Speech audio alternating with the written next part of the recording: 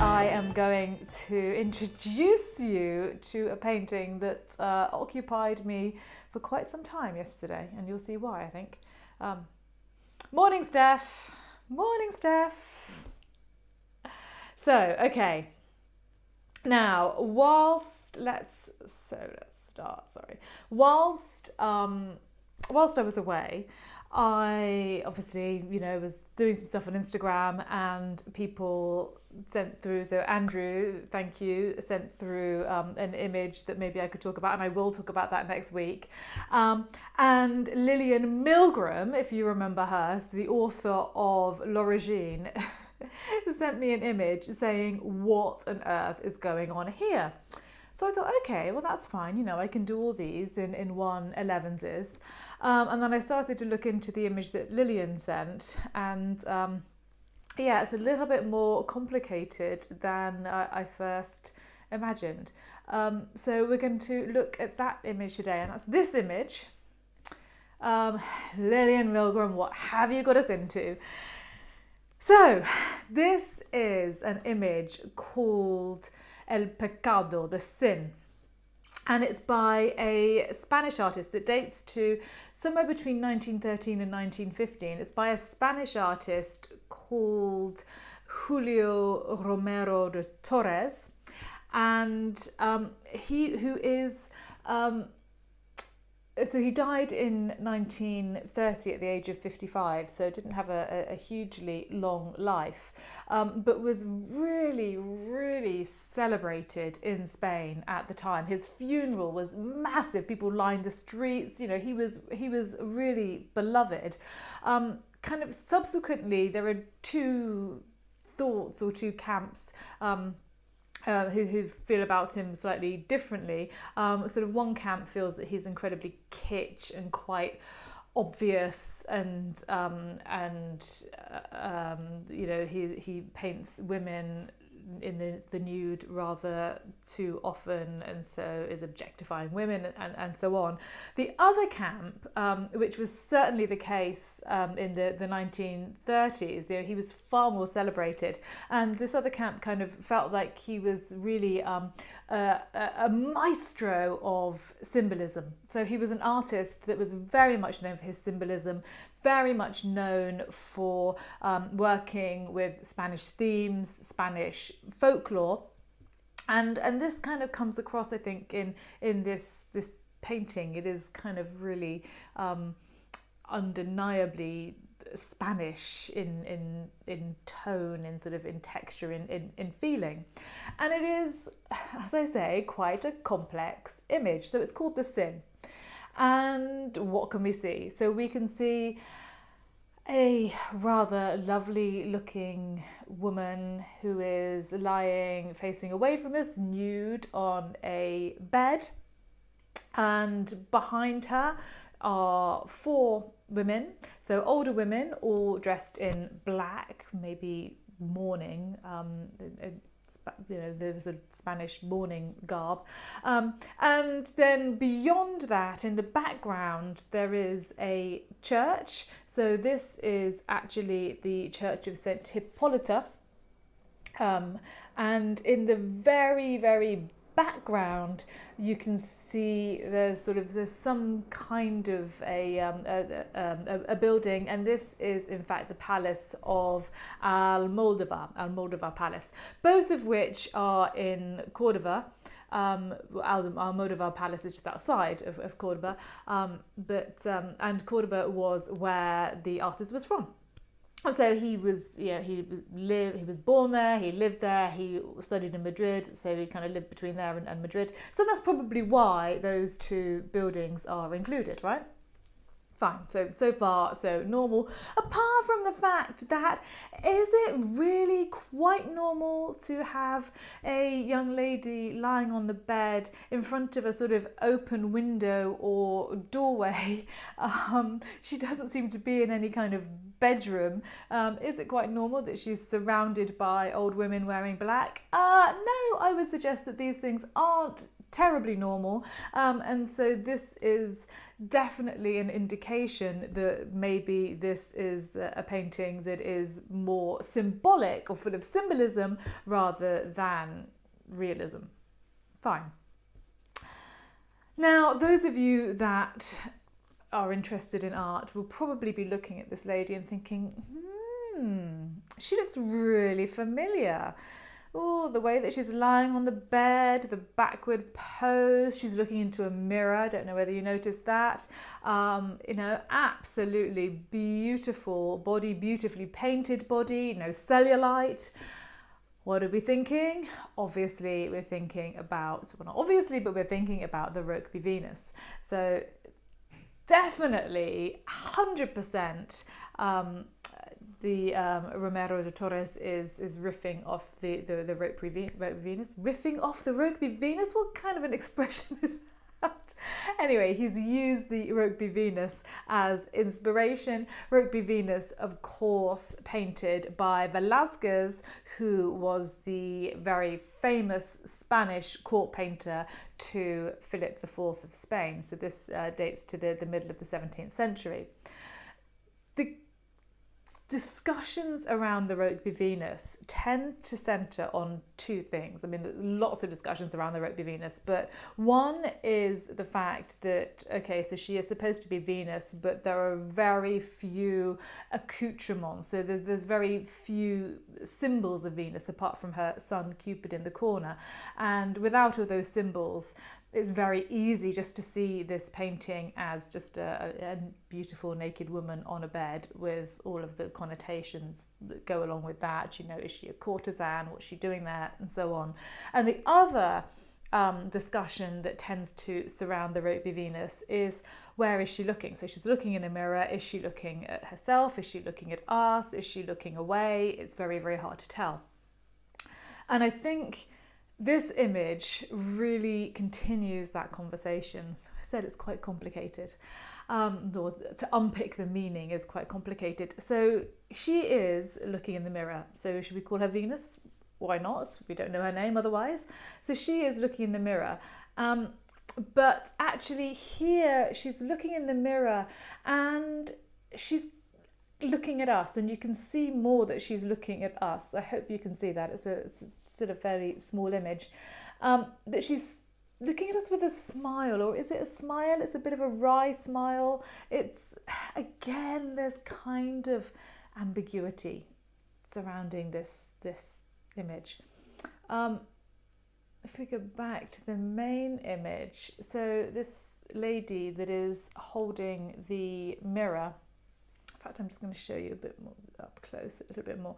So she's sort of holding the mirror here, looking out at us. So we've got the gaze of the lady looking in the mirror, Venus looking in the mirror. We've got this gaze of this older lady looking out at us. And I want to suggest that actually there is a relationship between these two, because I actually think that that the lady holding the mirror is sort of pointing slightly with let me just see whether I can,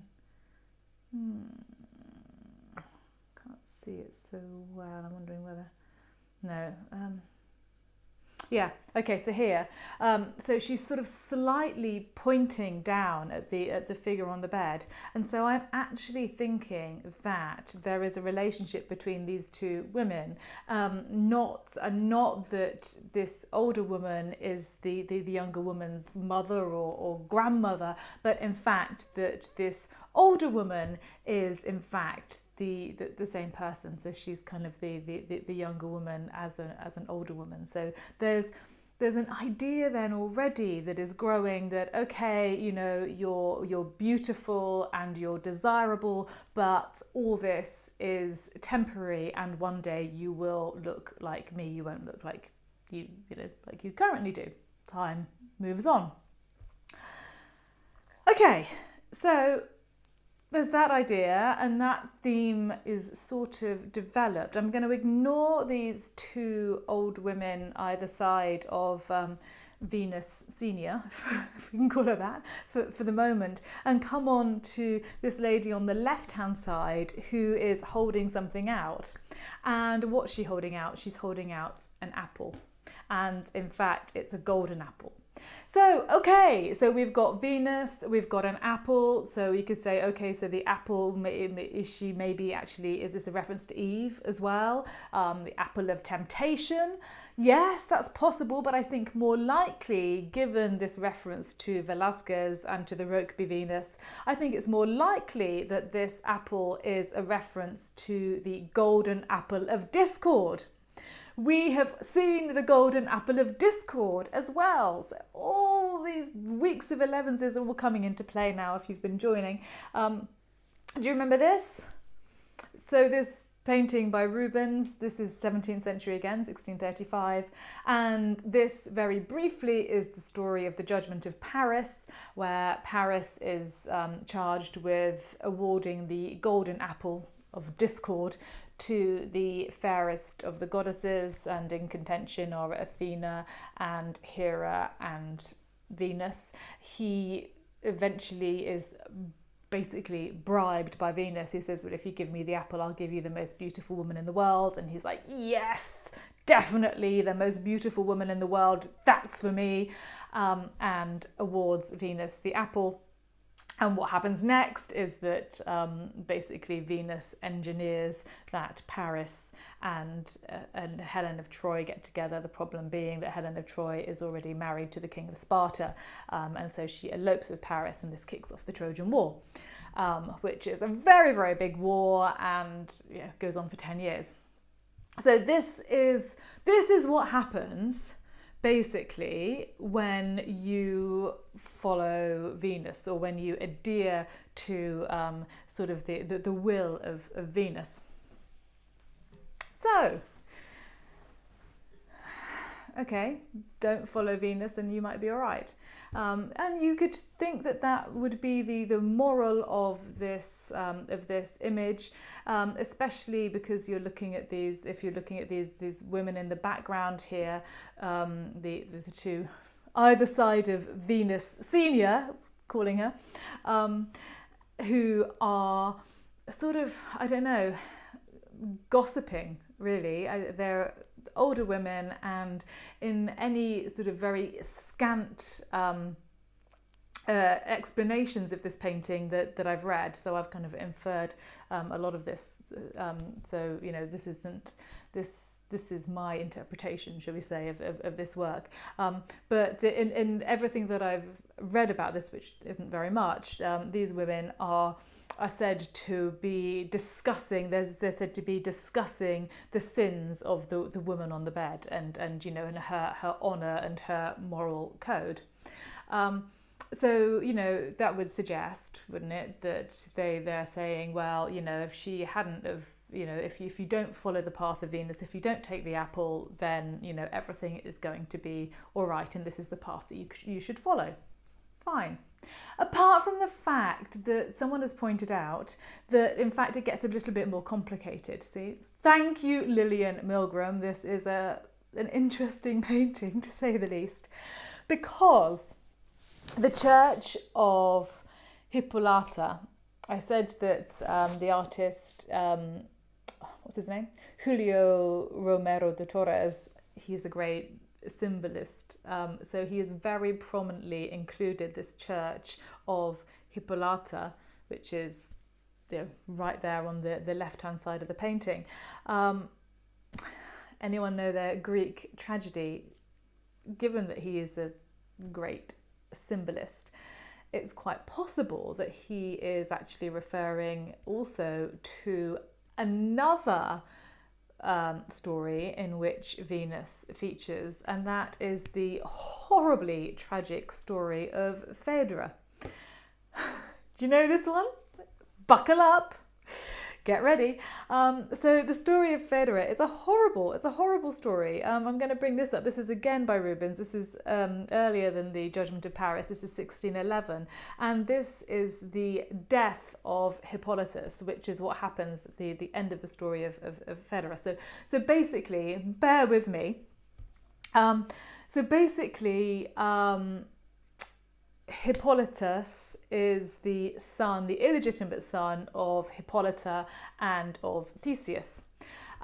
He grows up though with his stepmother Phaedra and his father Theseus, and he is a very disciplined, chaste man. He is, he does no wrong, and this for various reasons really pees off Venus.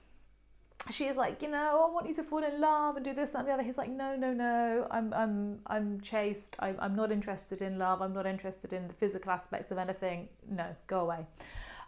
So she completely throws her toys out the pram and wreaks her revenge on poor Hippolytus by making his stepmother Phaedra fall in love with him, and he keeps having to reject her advances. Eventually things get so bad that Phaedra commits suicide because she can't tempt Hippolytus, but when she commits suicide, she writes a note saying that he has raped her to sort of try and defend her honour, but obviously it's crazy Greek tragedy, and still Hippolytus won't tell Theseus, his father, the truth. He won't say what's happened, and so Theseus has him killed, which is what is going on here. So he sort of makes him fall off his chariot and he's dragged along by his horses and he dies. And of course it's Greek tragedy, so it's only after he's died, after his death, that Theseus learns the truth, and then he's desperately upset, and it's all tragic and it's all horrific. But all that is to say that, okay, so you've got the story of the apple, the golden apple. So, you follow what happens. You follow Venus, and, Venus, you do Venus's bidding, basically. You're on Venus's side and everything goes wrong. Then you've got the story of Hippolytus and Phaedra. So you don't take Venus's side, and it all goes to pot anyway. So it's like damned if you do, damned if you don't. And this is possibly, I think, the theme or the themes of this painting. These women are judging. What are they judging? Do they know the full story? Do they know? Everyone has an opinion, basically. But there might be some kind of salvation, because just look at their hand gestures. So I think maybe there is a religious element that is quite subtle in this image, but again, hold that thought. Just look at the hands. So the lady on the left-hand side, she's got a hand like this. And so, it's a very animated conversation, quite obviously, but she's got her hand like this. The cross. And then the other lady is pointing up. In fact, in this image, she's pointing up to me, up to the heavens. So, very common gesture, up to the heavens, that this is how you're going to be redeemed, this is your salvation, and so on. So don't be messing with any of these earthly concerns, because really what you need to be concerned with is more the spiritual realm. That might seem a little bit tenuous, apart from the fact that this image is paired with this image. So they were painted at around about the same time. And this image, so where the image that we were looking at is called the sin, this is called grace. So they're together in a museum in Cordoba in this manner. So they are very much exactly the same size, the four women, the beautiful woman. And it's very, very hard not to see this as some kind of lamentation, isn't it? It's very hard not to see her as Christ. Even if you're not really religious, I think these images are so pervasive that that the inference is very obvious. So, okay, so what have we got? So we've got Sin lying on a bed. So she is Venus. This painting is called The Sin. We are, the sort of the backstories, if we choose to really read them, are, you follow Venus and you're stuffed. You don't follow Venus and you're stuffed. The women are gossiping, but they're saying maybe there's redemption in heaven.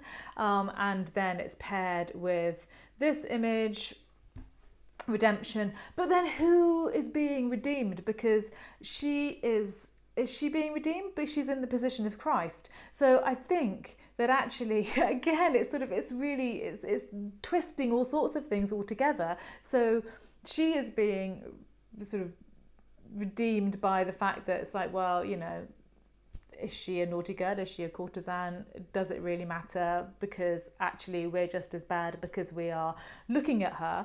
We are enjoying this image, so we're all involved. The whole idea of the gaze. And so maybe she is being sacrificed to redeem us rather than requiring redemption herself, although she probably does need redemption herself because she is sin. If your head has just exploded, so has mine. It's really... I actually think that all of these themes are sort of... Oh my goodness, look at the time. I actually think that all these themes are bound up in this very, very complex image. And I think that because the artist himself was...